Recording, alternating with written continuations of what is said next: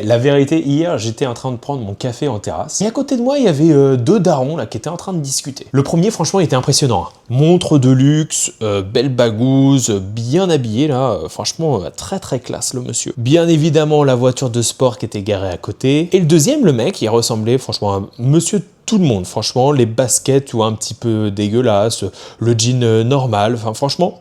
lambda. Et à chaque fois, j'étais en train de faire mon truc, j'étais en train de bosser, mais j'ai toujours les oreilles qui traînent un petit peu à droite à gauche. Ils se lâchaient, donc j'écoutais un petit peu, ça me faisait marrer. Enfin, en fait, j'écoutais surtout le premier, parce que c'était souvent lui qui monopolisait la parole. Enfin, en tout cas, qui avait beaucoup de choses à dire. Et en fait, il disait, ouais, mais tu vois, moi, j'aurais pu lancer ma boîte, mais voilà. Et puis, t'as vu, bon, le Bitcoin, ça s'est cassé la gueule, mais quand même, j'en avais entendu parler en 2010, tout ça, ça aurait été le bon deal. Ouais, et puis maintenant, l'immobilier est super haut, mais franchement, il y avait des bonnes pépites avec les taux et tout ça en 2018-2019, ah purée, j'ai raté le truc. En fait, il faisait que de lui dire à chaque fois comment il aurait pu devenir riche, mais que bon, bah, en fait, il n'était pas devenu. À chaque fois, t'as la vie qui l'empêche. En tout cas, c'était ce qu'il racontait à l'autre. Le marché va pas, l'économie, ça a changé, les taux ont augmenté, le bitcoin a dévissé. Et puis le gouvernement.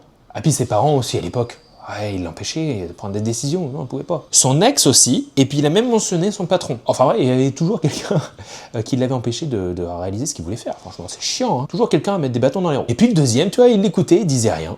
Et à un moment, il ouvre sa bouche et il lui sort une phrase. Et c'est tout. Et cette phrase-là, franchement, je m'en souviens. Et je lui dis, franchement, c'est fou, hein. Toutes ces personnes qui auraient pu réussir et qui connaissent exactement les raisons de pourquoi ils n'ont pas réussi. Waouh! Alors le mec, là, il lui avait envoyé une petite mandale dans la gueule, là, sans rien dire. Ça a fait mal, ça pique. Et là, plus personne ne parlait. Hein. Le premier, là, il était resté... Et quelques minutes après, bon, bah, ils dégagent, là, tous les deux. Ils rentrent chez eux. Et en discutant avec le serveur, j'apprends un détail. C'est qu'en fait, oui, le premier, il roule avec une super bagnole, quasiment 70 000 balles, mais en fait...